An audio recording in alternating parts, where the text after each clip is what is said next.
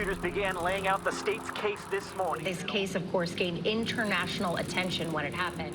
The interest in this story was immediate, it was intense, and it was sustained. It occurred to me what this case is really about. It is about a mother's worst nightmare. State police were desperate to find missing mother of 5 Jennifer Dulos. I'm Tony Aiello. I'm a reporter with CBS News, New York. It was May 24th, 2019. Jennifer Farber Dulos disappeared from her home in New Canaan, Connecticut. Every script has 3 acts, doesn't it? The first act was the premeditation and killing of Jennifer Dulos. Was there a particular area of the house that you focused on? The garage was of importance. Blood-like substance, blood spatter throughout the garage. There's some back here, too. Where's Jennifer Dulos? To this day, that question can't be answered. You know, then obviously you learn that she's going through a contentious divorce. Fotis Dulos, by all accounts, very charming, athletic. I mean, they made a beautiful couple. She told me he is having an affair, and I have proof. Where is she? Where is she? Investigators taking a close look at her estranged husband, Fotis Dulos. In January of 2020, he's charged with murder. Fotis, what do you have to say to this murder charge? At exactly the time Fotis Dulos was due in court, officers were seen running into his Connecticut mansion. Reportedly attempted suicide by carbon monoxide poisoning. Fotis Dulos was declared dead tonight. The investigation did not die with Fotis Dulos. Police believe Michelle Troconis helped her boyfriend, Fotis Dulos, get rid of his wife. She's now charged with conspiracy in the murder of Jennifer Dulos. You gonna do the right thing, Michelle, and help the cops? The second act was the cover-up through the destruction of evidence and the defendant's lies. Why did you tell us things that you knew were false? I was in shock. I was nervous. They threatened her. They scared her. They lied to her. Prosecutors say they'll prove Michelle Troconis conspired in the crime and helped Fotis Dulos dispose of evidence. The evening that his estranged wife, Jennifer, disappeared. You see Fotis Dulos putting black garbage bags into the trash can. Michelle did not know what Fotis Dulos was up to. She was in love because at the beginning he was this amazing guy, but it turns out he was this monster. Never been on a jury, didn't know what to expect. And when I saw Jennifer's bloody shirt, it really had an impact. This defendant hated Jennifer Dulos. I know that everyone wants answers, but my sister's not the right answer. She's another victim of Fotis Dulos. And now we've reached the third act. She doesn't know anything, and she's innocent. Except she doesn't get to write it. You write the third act of this script with your verdict. What's the ending gonna be?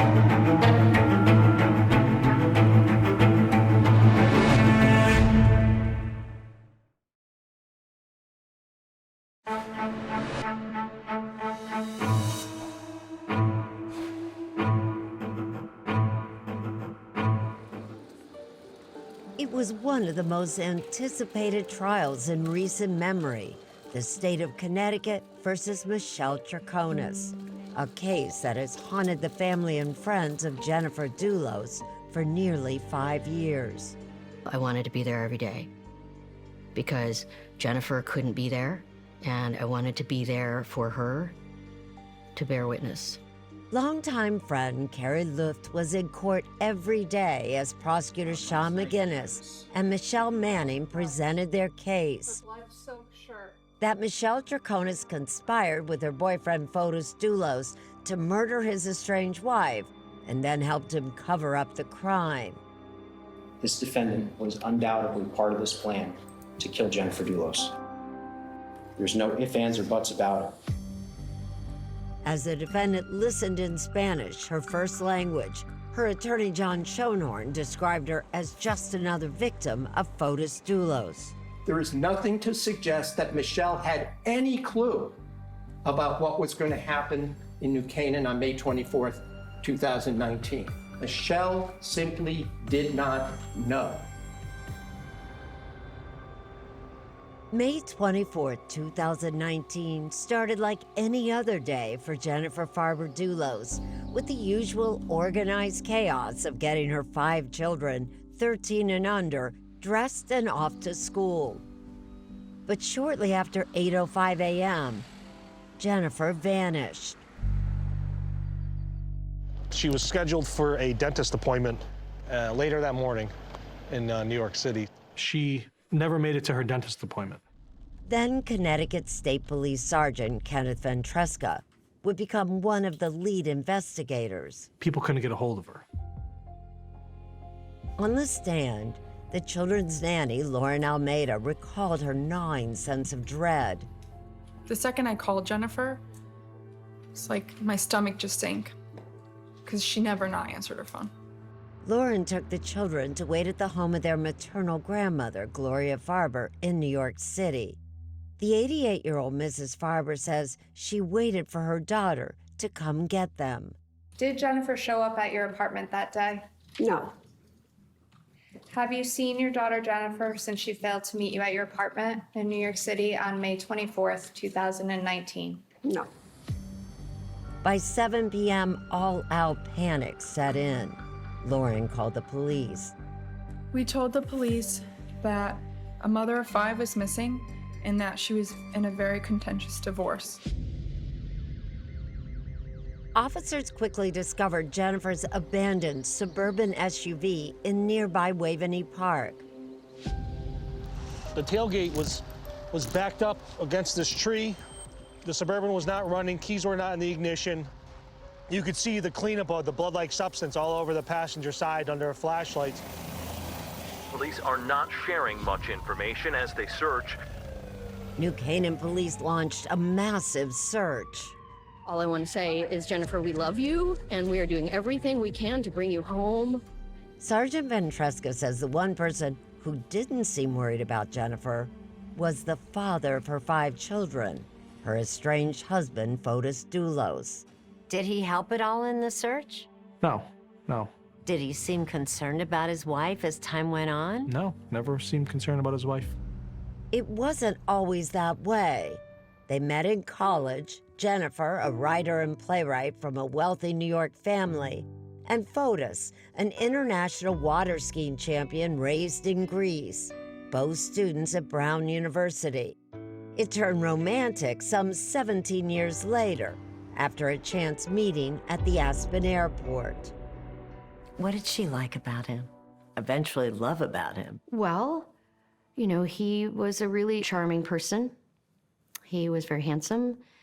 He was smart and funny. And an ambitious real estate developer and builder of luxury homes. Hi, I'm Fotis Dulos, and I'm the owner of 4 Group. We're custom builders working primarily in the Hartford and Fairfield counties. Fotis and Jennifer married in 2004. Soon there were 5 children, 2 sets of twins, and then a little daughter. Lauren says Jennifer loved being a mother. She would sing to them and laugh at them, and she never raised her voice. She was just like incredibly nurturing.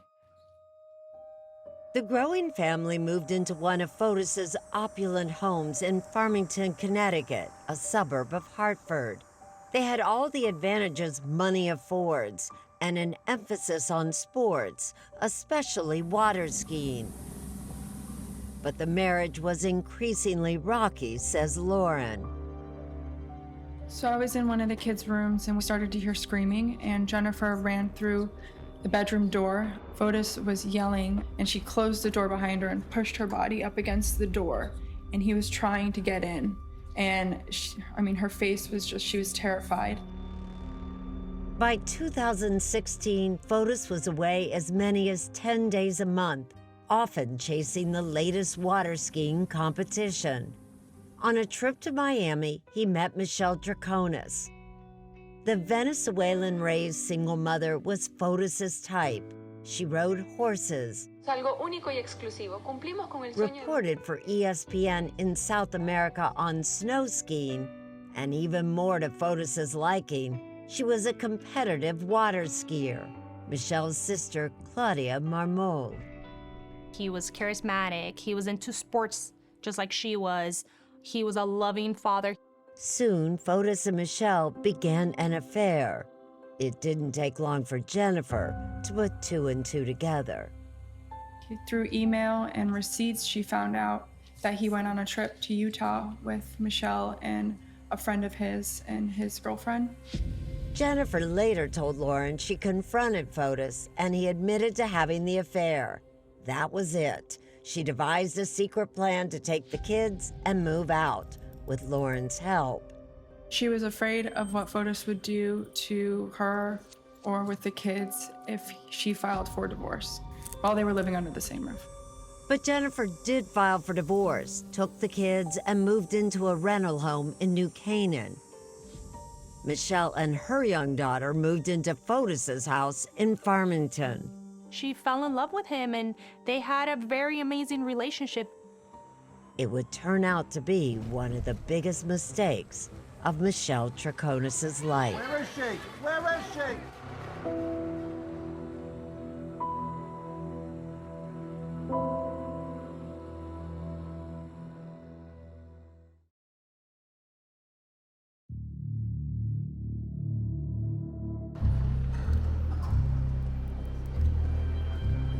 They showed up every day, friends of Jennifer, somber and respectful.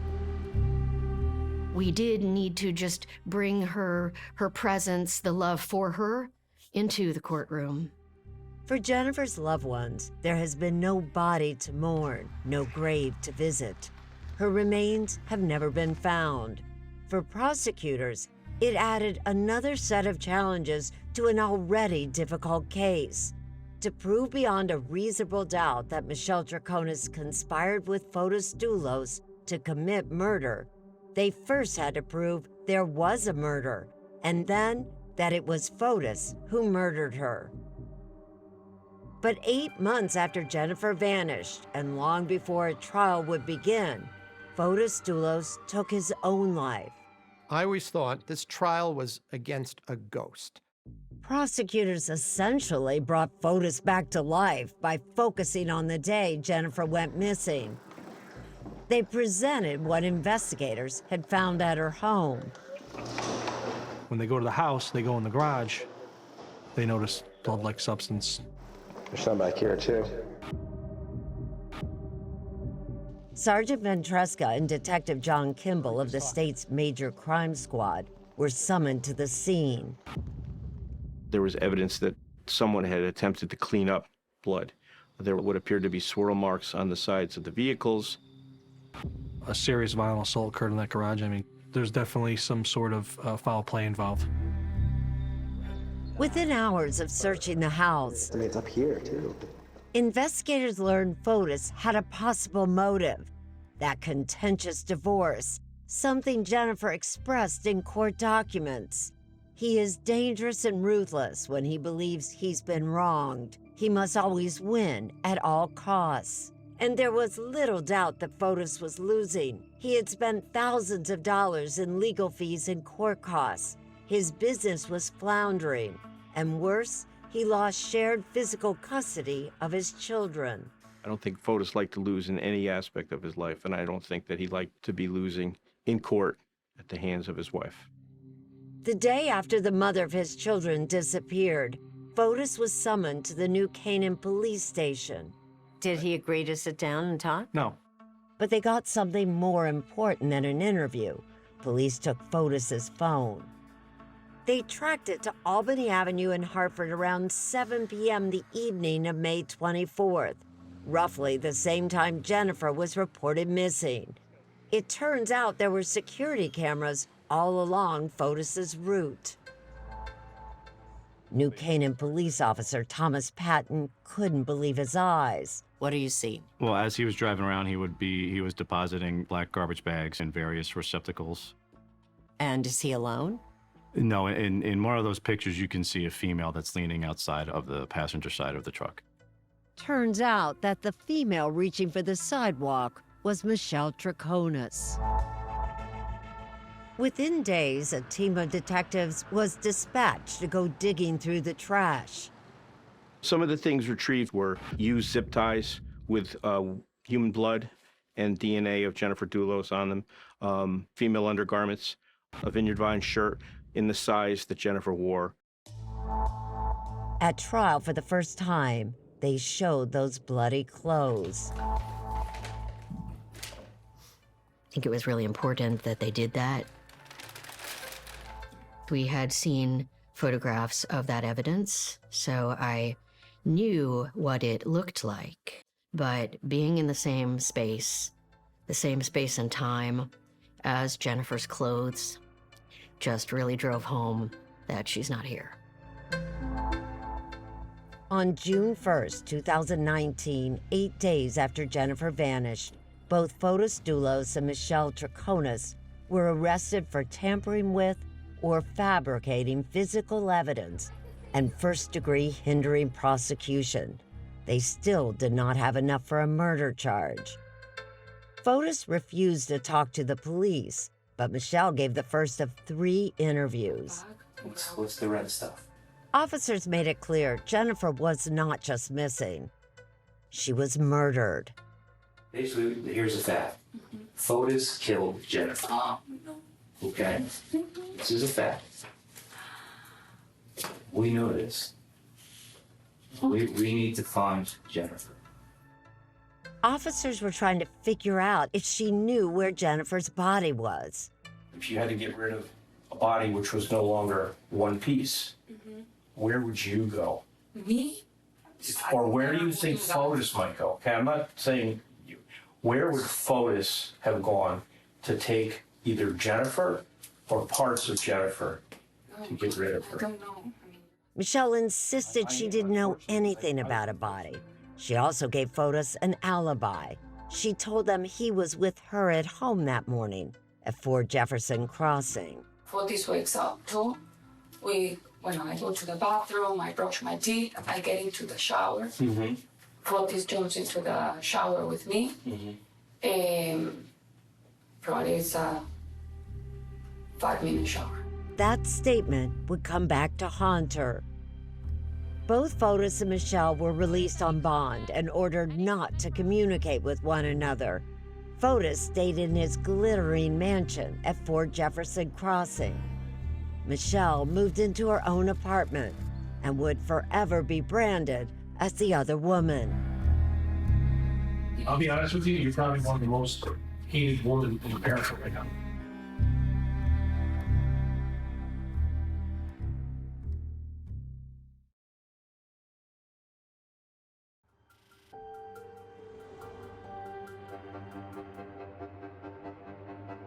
Ten days after Jennifer disappeared, investigators found papers at Fotis and Michelle's home that they came to believe were actually alibi scripts. A timeline, say prosecutors, that Fotis Dulos and Michelle created to keep their stories straight. 6:40 wake up, alarm, and then took shower together. That timeline became central to the state's case, not only for what was in it, but for what wasn't. The cops asked her, why wasn't Hartford in your timeline? Oh, I was gonna write that, but I got interrupted. Isn't that a coincidence? Isn't that convenient? Prosecutors set out to show what they say is the real timeline, starting in the early hours of May 24th, the day Jennifer vanished. Surveillance footage shows a truck leaving an empty house that Fotis had renovated for sale. A red pickup truck was seen leaving that residence, headed towards Route 4 at approximately 5:35 hours. Sergeant Kenneth Ventresca, who thinks Fotis was driving, tracked the pickup truck heading towards New Canaan, where Jennifer lived. We eventually located a red Toyota Tacoma pickup truck driving southbound. The Tacoma was spotted 2.5 hours later, shortly before 8 a.m. in New Canaan, near Waveney Park. This is where he had parked it. Investigators believe Fotis had brought a bicycle with him, and that's him biking the last 3 miles to Jennifer's house. He came over in the back road over there. He waited for her to drop the kids off at school. She came home in the morning. She enters the garage. That's where the violent assault occurred in the house. Prosecutors say that while Fotis was killing Jennifer, Michelle was back at their house, providing an alibi. Fotis had left his phone at home and prearranged a call with a friend from Greece. Prosecutors believe Michelle picked up the call to make it appear that Fotis was home. Make no mistake, she knew exactly what she was doing when she answered that phone.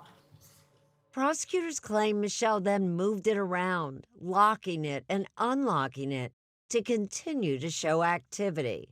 Now, the only person who could have reasonably manipulated Fotis Dulos' phone that morning is Michelle Troconis. This is the conspiracy. During the time prosecutors say Michelle was manipulating the phone, Sergeant Ventresca believes Fotis was cleaning up the crime scene. Yeah, it doesn't sit well with me, especially because it's like a pattern here. And then put Jennifer's dead or unconscious body in the back of her Suburban and drove it away. And then her vehicle was left about 3.5 miles away down on Lapham Road near Waveney Park. Just 100 feet from where police say he had parked the Tacoma. There's storm drains down here. Investigators cannot account for the next 40 minutes. We searched all this whole area. It's possible Fotis used that time to get rid of Jennifer's body, but they think it's more likely that he was transferring incriminating materials from the Suburban to the Tacoma. If he had things to move, like a lot of bloody clothing, could have taken 40 minutes. What happened to Jennifer, they don't know. What we do know is that the Tacoma returned to the empty house at 12:22 p.m. After that, Fotis met Michelle for lunch. Did you ask him where he was that morning? And that's because prosecutors say she already knew. That afternoon, Michelle brought cleaning supplies and garbage bags to that empty house for sale, 80 Mountain Spring Road.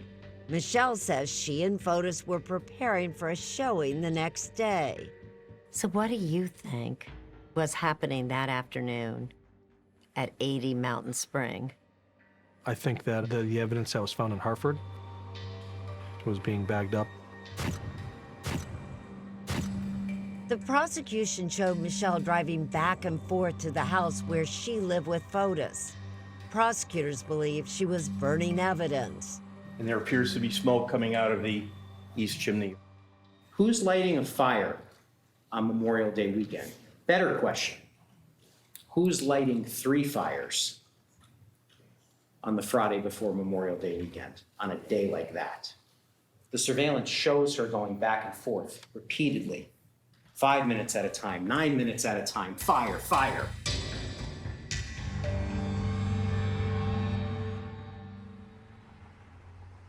Please state your name and spell it for the record. Pavel Gumiani. If the prosecution had a star witness, it was Fotis's employee, Pavel Gumiani, who turns out to be the owner of that red Tacoma. Good morning, Mr. Gumiani. Good morning. He described a conversation he had with Michelle a month before Jennifer went missing. Michelle was upset when she learned Jennifer would not let the children say goodbye to the family dog before Fotis had him put to sleep. What exactly did she say? Can I use bad words? Yes. She said that bed should be buried right next to this dog. But perhaps Pavel's most damaging testimony concerned his pickup truck, that Tacoma, which he says Fotis took without permission. He says he showed up at the house where Michelle and Fotis were cleaning. He wanted his truck back, but the keys were gone. What did Mr. Dulos say to you? He says that Michelle has a key. Michelle had already left the premises with the keys. She takes the keys to the Toyota Tacoma to prevent Pavel from taking the car for the weekend. After all, they need more time. They haven't gone to the car wash yet. Michelle returned with the keys, and Pavel took his truck home. But 5 days after Jennifer disappeared, Fotis finally took the old beat-up Tacoma to the car wash. Michelle met him there. You can eat off the floorboards in this truck. That's how clean it was by the time we got it. But Fotis made one major miscalculation. He asked Pavel to remove the 2 front seats of the Tacoma and find replacements.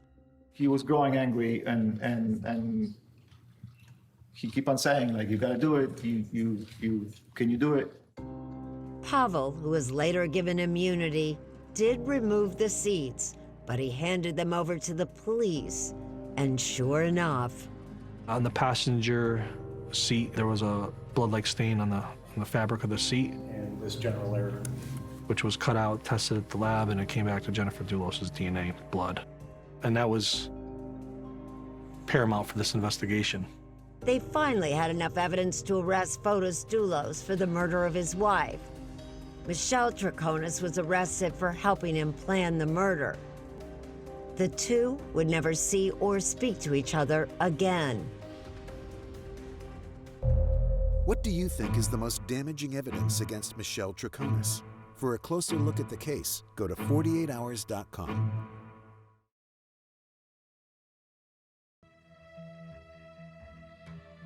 Day after day, Michelle sat in the courtroom with her family behind her.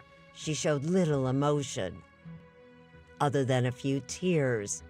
Let me say something about not showing emotion. If we smile as we're coming into the court, everything she does, someone's going to comment on that. Michelle, out on bail, left court quietly each day, but her family was outspoken. She's a mother, a daughter, a sister, and just an amazing human being, and we know that the truth will prevail. Her father, cardiovascular surgeon Dr. Carlos Troconis, and sisters Claudia and Daniela spoke to 48 Hours in 2020. Then, as now, they refused to believe that Michelle could have been involved in Jennifer's disappearance. What makes you believe that your sister had absolutely nothing to do with this? How we were brought up, our principles, just that she's never been a violent person. She wouldn't harm anybody. Sometimes women do ridiculous things for Not love. my sister. That's not Michelle. Other women, but not Michelle my sister. will never harm anyone. Michelle's attorney, John Schoenhorn, says she was fooled by Fotis Dulos. Fotis Dulos lied to Michelle.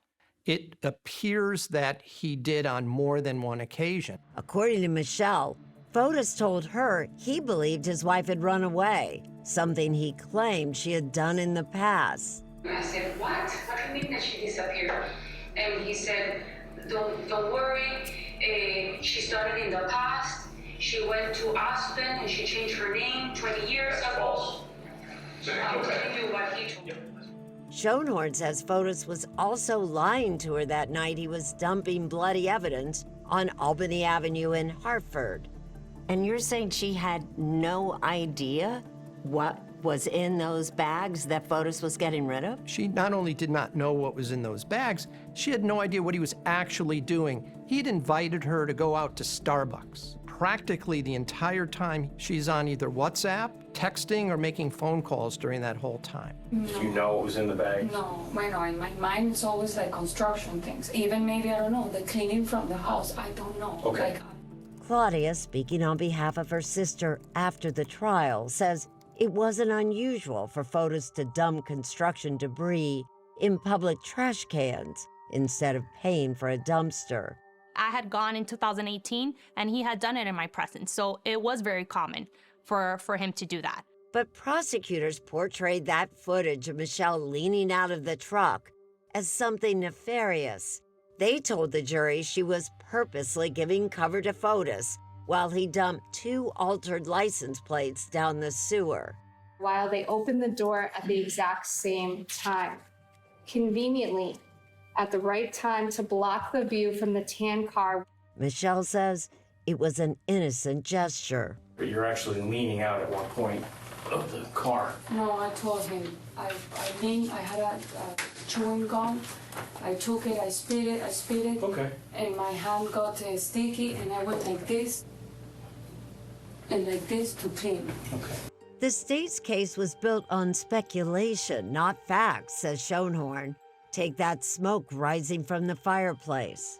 She would have fires going in the fireplace all the time. Remember, my sister lived in Argentina before, so it's very common to put the fireplace on and to just sit around, have your wine, and my sister would do it. And in fact, says Schoenhorn, the police brought in cadaver dogs, but they never found any trace of evidence in the fireplace. What was she burning in that fireplace? Firewood. As for those missing keys to the Tacoma, Claudia says Michelle told her that the keys had been left out in the open, sticking out of the door of the truck.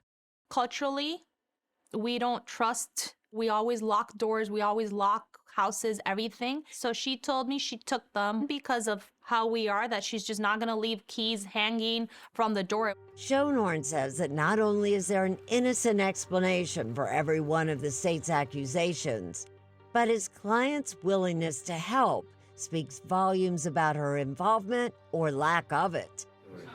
She not only gave 3 interviews, she walked the police around the grounds near Fotis' house to help them look for Jennifer's body.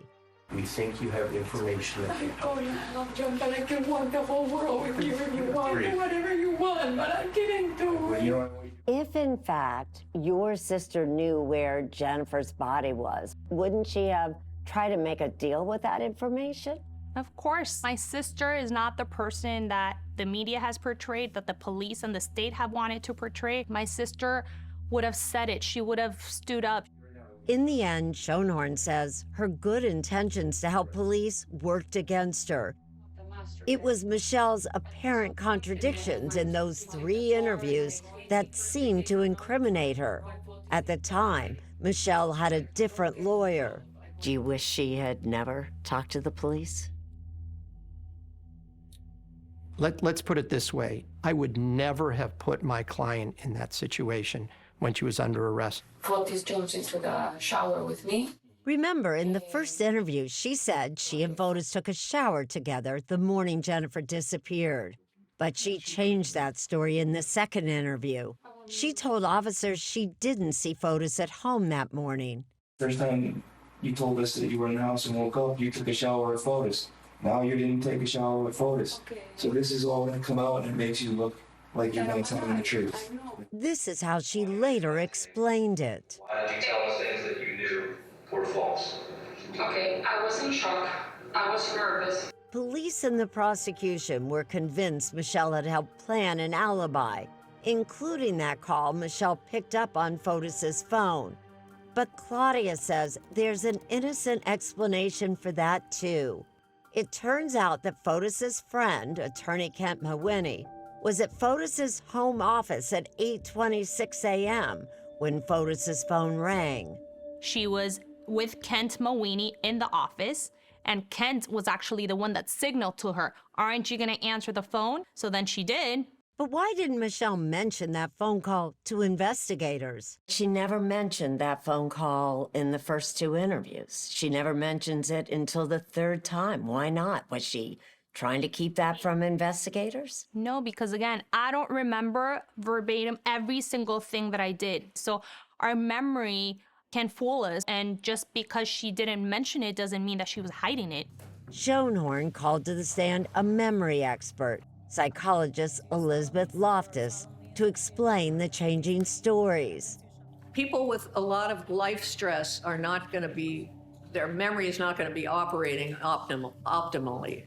Next, he called Viorica Marion, a professor who specializes in the relationship between language and memory.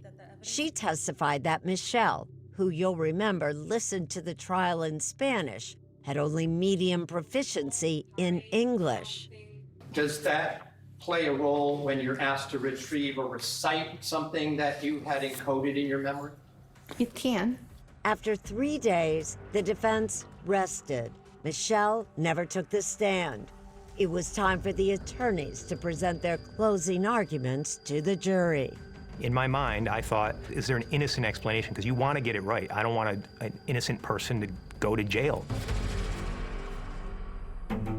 Go behind the scenes with the 48 Hours Post-Mortem podcast.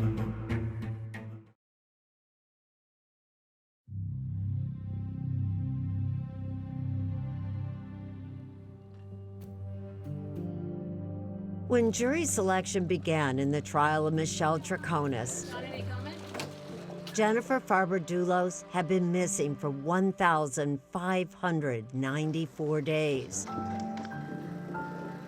For Carrie Luft, the courtroom became a place to pay homage to a friend whose absence has left an unbearable silence. I was there to be a presence for Jennifer.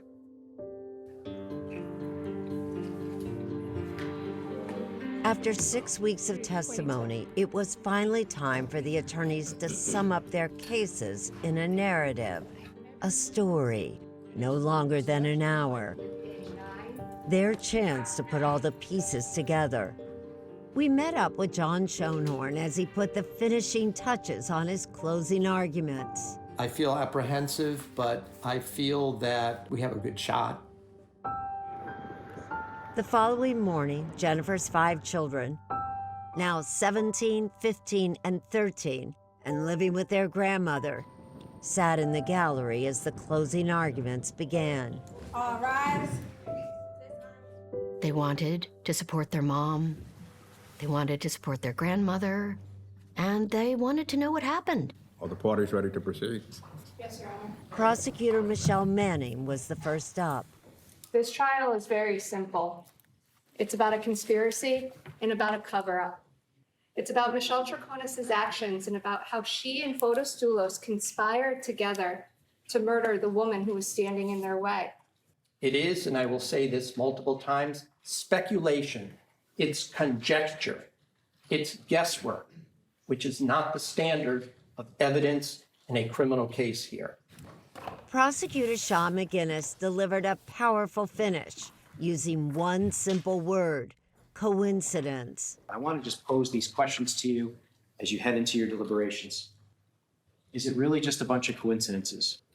Is it just a coincidence that the defendant answered Dulos' phone at 4 Jefferson Crossing when he was murdering his wife in New Canaan?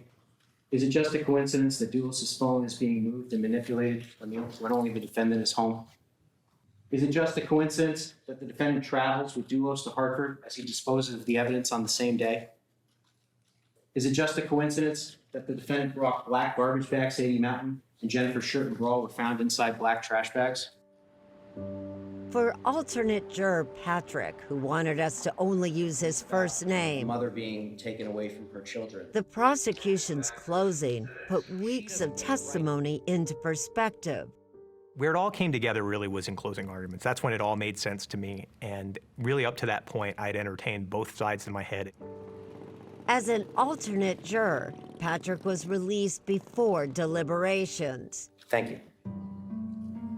After a little more than 2 days, The jury has reached a unanimous verdict.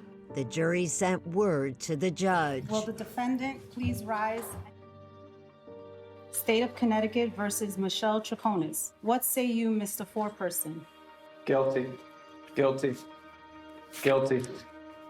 What did that feel like, hearing guilty? Well, I held her arm and I could just feel the energy leave her body. Everything was dead silent. Everything just stopped at that moment. Yes. And it was really stunning. And I guess I mean that in the physical sense of being stunned and just sort of hanging on every word. Patrick says he agreed with the verdict, including the most serious charge, conspiracy to commit murder. What makes you believe that she helped plan it? I think the totality of the evidence, not only what I thought she was deceptive in her interviews, but even just absent of that, the moving around of Fotis's phone in the morning, the answering the phone call, covering for him. Even if there was an explanation for it, that certainly shows that you had some reason to do that. The Troconis family spoke to the press after the verdict. And we continue standing here because we too care to know the truth of what happened to Jennifer, but we don't know what happened to Jennifer. And choosing and putting my sister as the guilty person is not the right thing to do because she's innocent.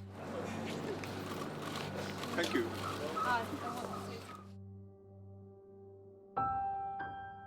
For Jennifer Farber Dulos' family and friends,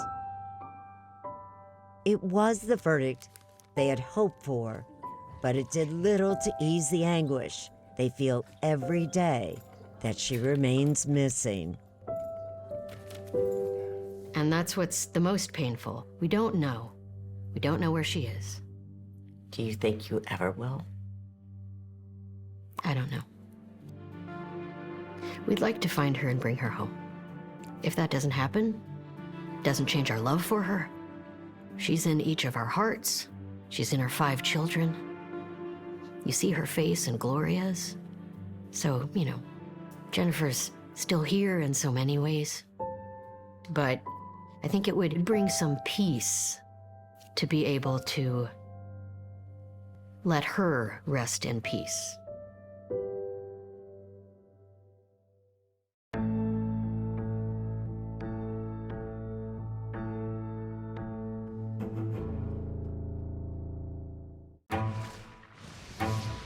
An all-out search by family, friends, and police. They said that there was no sign of her, there's no sign of a struggle. Urgent pleas for help on TikTok. My sister is still missing. Who could have taken a loving mother away from her children? People just don't vanish. 48 Hours, Saturday on CBS and streaming on Paramount+.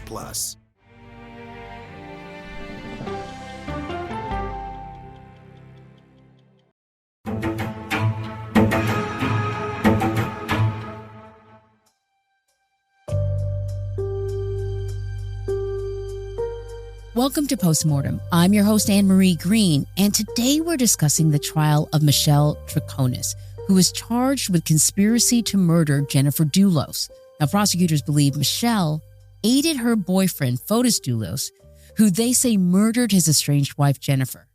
So joining me today is correspondent Erin Moriarty and producers Liza Finley and Emily Wichick Hourihane. Thank you so much for joining us.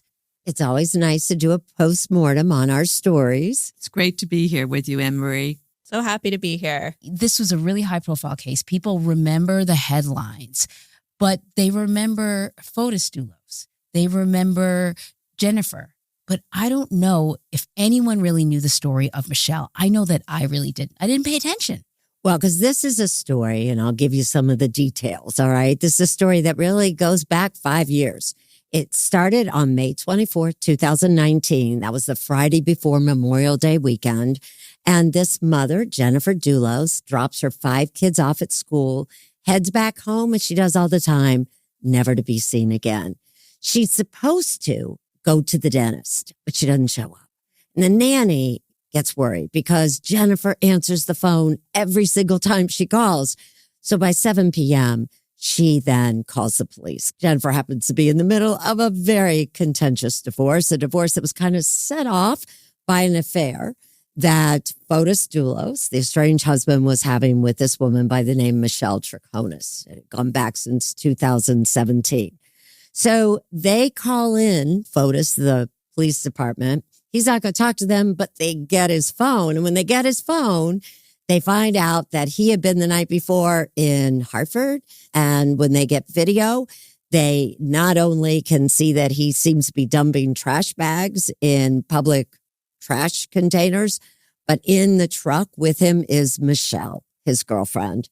And so they are charged at that moment just with keeping information from the police. But later, he is then charged with murder, and Michelle is charged with conspiring to help him kill his wife, as well as covering it up. Liza, this is the area. You're familiar with this area of Connecticut. I know this area very well. I grew up there. I used to swim in the reservoir where they were searching for her body. And it was haunting to go back to these areas that were so familiar. I went to the same schools as these kids went to. I mean, everything about it was personal. And of course, it was the talk of the area. These kind of things just don't happen there. People don't go missing. They don't get murdered. I think that's part of the reason that this case had widespread interest, though, because you had this picture perfect town, this great looking family. Yeah. And nothing is as it seems. But then what changes everything is that in January 2020, Fotis Dulos dies by suicide. And so the focus becomes Michelle. And the evidence against her is that she chose to talk to the police with an attorney 3 times. And there seems to be conflicting stories within those interviews. And she's also accused of helping him set up an alibi. Number one, saying that she was taking a shower with him in the morning when he really was off killing his wife. And the other thing was manipulating his phone to look like he was actually 70 miles away from New Canaan when his wife was being killed. And then her trial started earlier this year, and it was one of the longest trials we've had to cover, 7 weeks long, I believe, altogether. And Emily, you were actually in the courtroom. I was there almost every day at the trial. And what was very interesting for me is I actually didn't work on the first episode that we made here at 48 Hours. So I was coming in on it almost like a juror with a completely clean slate, taking in all the information. It was all brand new to me. So what was very interesting about this trial is there were no opening statements. I've never heard of that before. Yeah. It's, I think it's a common thing in Connecticut where they have the option to do an opening statement, but it must have been so confusing for the jurors. An alternate juror told us that the jury didn't even know that Fotis had died until well into the trial. Really? And I remembered the moment myself when it was mentioned in an offhand way. Now, this is over 5 weeks into the trial that this came up. Over 5 weeks into the trial, they thought Fotis was still alive. And there were only 6 jurors? Well, in Florida and Connecticut, if you are charged with murder, then you are entitled to 12 people. But anything really less than that, it could be 6 jurors. Yeah, that puts a lot of pressure on that because there's not as many jurors, but it's also kind of easier to get a conviction. You only have to convince 6 people. To me, that's so surprising because the accusation is so weighty and comes with a heavy sentence. Yeah. The families were there. That's right. Just what was that like? It's always a delicate dance when you're at a trial with both sides and both families because you don't want to appear as if you're favoring one side or another, but we're human. We develop relationships. We had a long relationship with the Troconis family, as well as the spokesperson for the Farber Dulos family, Carrie Luft. So you're treading lightly and realizing it's an incredibly emotionally charged experience for everybody. I mean, your heart goes out to these families and you realize the sort of the tentacles that these crimes have, how it's not just the victims families, the friends of the victims. It's also the family of the accused. And in this case, the defendant, Michelle's family, is just lovely. The father is a cardiovascular surgeon, elegant man, finely dressed, articulate, kind.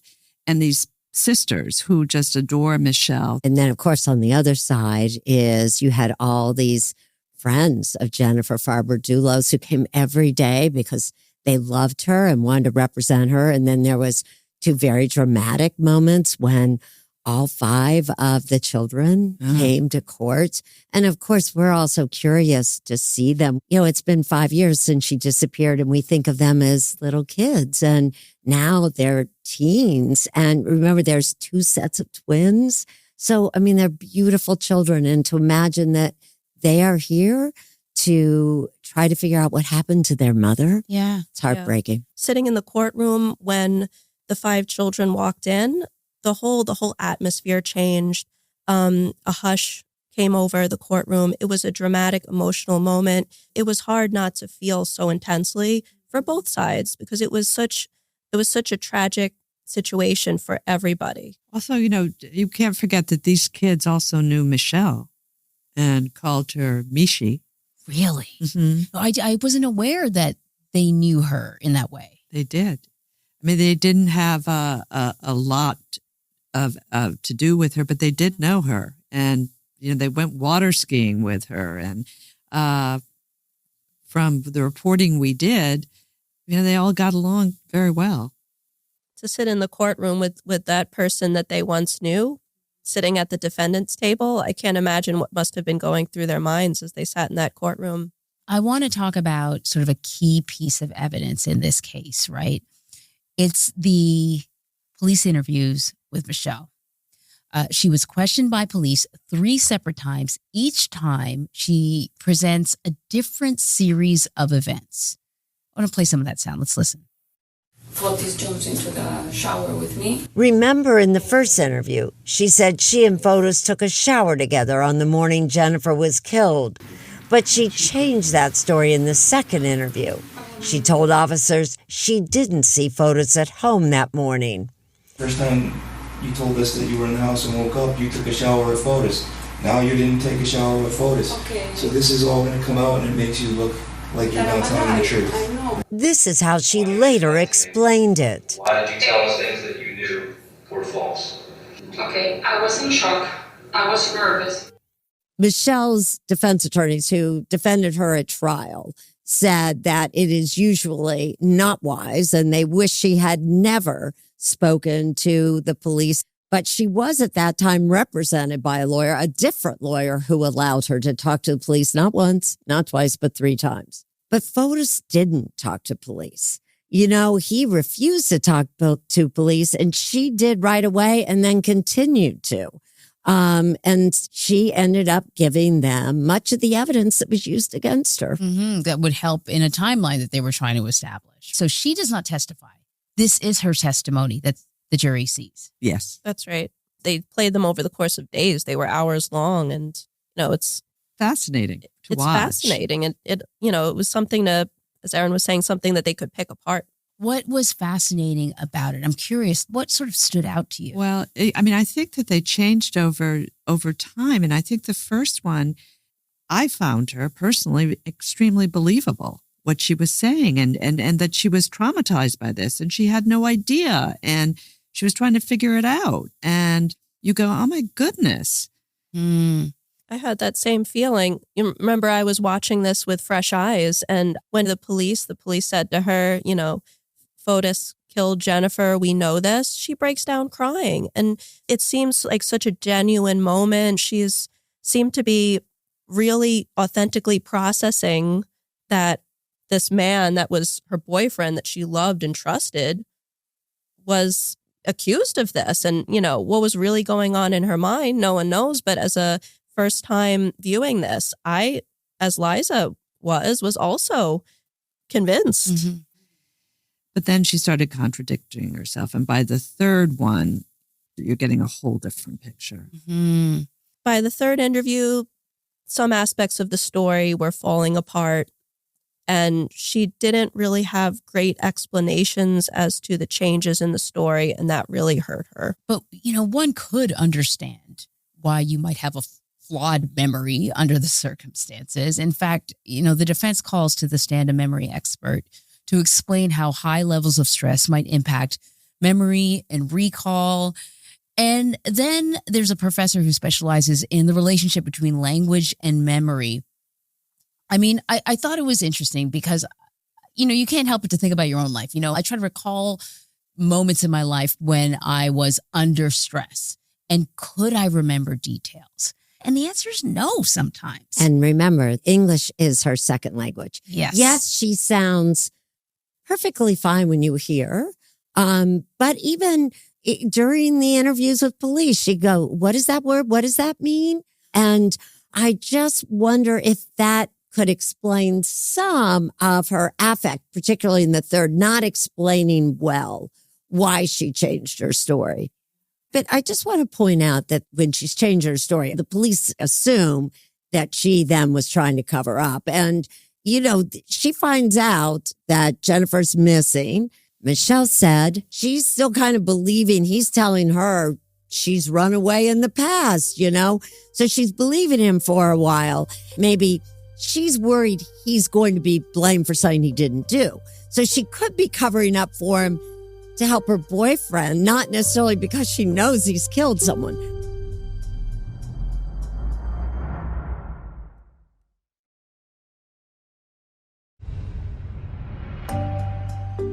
Welcome back, everyone. So one unusual thing that really struck me about this case is that Michelle Troconis was really ripped apart online for being the other woman. But this is far from the only murder case that involves a love triangle. So why do you think that was? She was hated the moment she first came into the public eye. Yeah. She was considered a homewrecker, the kind of woman people love to hate. Now, on her side of things, according to her family, she thought she was getting involved with a man who was in the middle of a friendly divorce and that everything was fine and she wasn't the homewrecker. Mm-hmm. I think another problem is that Jennifer was never found. And so when Fotis died by suicide, I think everybody looked at her. She must know something. And when she wasn't saying, that's another reason to hate her. I think that was the attitude. She has to know who would keep that information from the 5 children. They've lost their dad. They've lost their mother. Bring the body back. I think she got blamed for that. The story itself, the bloody clothing found in the garbage in downtown Hartford. And she knew nothing. I mean, she was in the car. She was in the truck while he was getting rid of this bloody evidence. And that did not work in her favor at all. People could not understand how she didn't know what he was doing. Or if she didn't know at that instant, it's just public perception, should have known the next day when it became clear that Jennifer was gone and missing. You actually spent time, Liza, with Fotis and his sister. Right, at the house, at the house in Farmington. They invited us there to talk to the sister, ultimately interview the sister, and we went twice, actually. And the second time, the 2 nieces were there. It was Christmas time.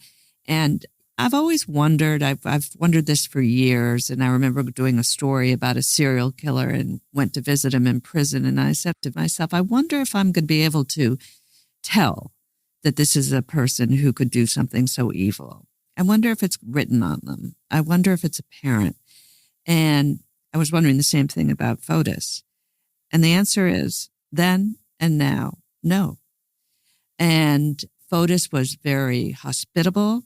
He was very friendly. He was cooking food. He was embracing his sister. His nieces adored him. And it brings that question of what is evil? And, it's hard to contemplate it. It really is for me. That's part of the interest, I think, in a lot of these cases, is we all want to believe that we would see evil coming a mile away. And then when it's suggested that that's not always the case, it disrupts your comfort in the world. Very much so. This is a man who lived with her, gave her her 5 children. Why would you ever think someone like that would kill you? You just really struggle believing that he could do what we know from the evidence he likely did. How could someone hide that ability for so long? And so one of your producers, Elena, actually spent time in his home with the lawyers the night Fotis died? Yes. Fotis died in a hospital in New York City. And his attorney, Norm Pattis, was there that evening. Elena DiFiore, who's been on this case since the beginning with us, met him at the hospital, and together they drove to Farmington, Connecticut, to the house. You could tell that Norm Pattis was so distraught, and his co-counsel was there as well. And they walked through the house, and they talked in the kitchen, and it was emotional. It's just another level of tragedy in this particular story. I know that Elena was also by your side as the trial came to a close. But before the jury deliberated, both the defense and the prosecution had to give their closing arguments. Can you tell us anything about the preparation for those closing arguments? What was the scene like behind closed doors? So Elena and I actually went to the hotel room where the two defense attorneys had set up something of a war room. They had a printer set up. There were papers everywhere. And John Schoenhorn was quite literally putting the finishing touches on his closing arguments. Audrey Felsen was on the phone with some technical issue with their final slideshow. It was tense. And they were two very devoted defense attorneys. You could tell how passionately both of them really cared about their client and, believed in her and defending her. And they were working right up to the wire to try to put on the best defense they could. The prosecution was not as open to speaking with us. They chose to hold off. That's not really unusual. I think they want to avoid any kind of mistrial or any kind of issues that could come back. That's not unusual. But the defense attorney really let us in on their process. That was very interesting to see. Mm-hmm. And so when the defense gives their closing argument, they basically say, look, this is a case built on speculation. There's no facts here. The prosecution delivers a strong closing. So I want to play some of Prosecutor Sean McGinnis's, what he says to the jury. I want to just pose these questions to you as you head into your deliberations. Is it really just a bunch of coincidences? Is it just a coincidence that the defendant answered Dulos' phone at 4 Jefferson Crossing when he was murdering his wife in New Canaan? Is it just a coincidence that Dulos' phone is being moved and manipulated when only the defendant is home? Is it just a coincidence that the defendant travels with Dulos to Hartford as he disposes of the evidence on the same day? Is it just a coincidence that the defendant brought black garbage bags to 80 Mountain and Jennifer's shirt and bra were found inside black trash bags? As we mentioned really earlier on in post-mortem, there was no opening statements. Yeah. And so the jurors were really hearing the stories for the first time at the end. So they needed to have all of those pieces of evidence put together in a coherent story. The prosecution did. I was like, wow, that is powerful. That really puts it together. The defense did not so much put together a story as much as try to poke holes, because their job, of course, is to establish reasonable doubt. Right. Plus, the prosecution got the last word. Which they always do, because the burden, they have the burden. Right. So this came after the defense closing statements. And he's the one who delivered the death blow, really. Because, I think it was quite clear after that closing argument that he had done an incredibly powerful job. So the jury ends up deliberating for a little more than 2 days. On March 1st, 2024, Michelle Troconis is found guilty on all counts. What was the reaction like in the courtroom? It was a dramatic scene. We had been waiting in the court hallway for days. They would occasionally call us in and we would get all excited. Is this happening now? And then it would be the jury had a question or the judge was releasing them for the day. And then, finally we were all called in and the courtroom was packed. There were marshals, extra security was surrounding us in the galleries. And when they started to read guilty, guilty, guilty, you could see Michelle collapsing onto the desk in front of her. She was crying. Someone in the family dropped down his head. It was a very emotional scene. Afterwards, the courthouse was set up where there was a media room, there was the main courtroom, and then there were these meeting rooms. After the verdict, I walked by one of the rooms and through the sliver in the door, I could see somebody collapsed crying. And later, Michelle Troconis' family all spilled out of that room and they were just inconsolable.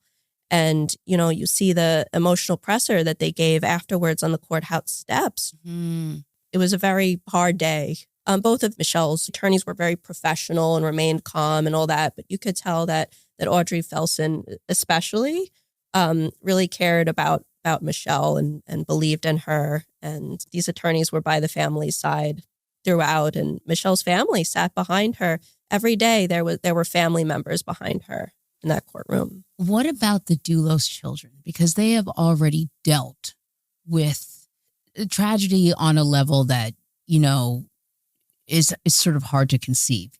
So the 5 children live with Jennifer's mother, 88-year-old Gloria Farber. And they still have that nanny that they've had since they were little in their lives who still cares for them. So they have that one very constant presence. But, there's still a sentencing that's going to be coming up that they will have to go through. I don't think any of us can imagine what scars these children have. It's kind of what Liza said, that there's just so many people are affected by a murder. One of the most moving moments, I think, was talking to Carrie Luft, who was a very close friend of Jennifer. And she said, but even if we don't find her, we see her in her children's faces, and she is in all of our hearts. It's very moving. Erin, Liza, Emily, thank you so much for joining us. This was another just really riveting 48 hours. I think a lot of people probably think they know this story, and you gave us another aspect of it that we had not heard before. Thanks, Anne-Marie. It was nice talking. Thank you very much for having us, Anne-Marie. Thank you. It was great being here. All right, everyone, listen, join us next Tuesday for another postmortem and watch 48 Hours on Saturdays, 10, 9 Central on CBS and streaming on Paramount+. And if you are liking the show, please rate and review 48 Hours on Apple Podcasts and follow 48 Hours wherever you get your podcasts. You can also listen ad-free on the Amazon Music and Wondery app or with a 48 Hours Plus subscription on Apple Podcasts.